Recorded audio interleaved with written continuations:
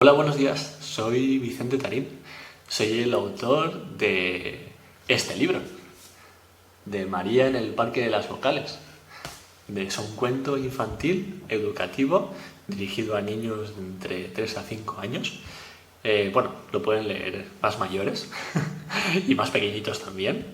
Es un libro lleno de mucho colorido, es un libro de aprendizaje. Este primero es de las vocales, como bien indica. María digamos que pasa un día completo en un parque. Aquí os lo enseño para que lo veáis. Pasa un día completo en el parque con su familia.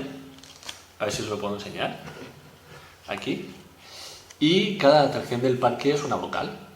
Si los niños pueden verlo directamente, pueden ver cómo se escriben, pueden ver los colores exactamente, porque es muy colorido y es muy divertido, con frases muy cortitas para que se pueda tener una rápida lectura. Es muy recomendable. La gente que ya lo tiene en sus manos dice que, aparte de bonito, es muy didáctico y ayuda mucho al niño a reconocer esas vocales.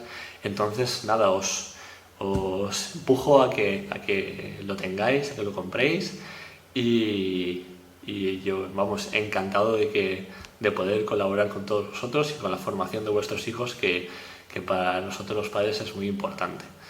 Muchísimas gracias por todo, un fuerte abrazo y espero que nos veamos pronto. Hasta luego.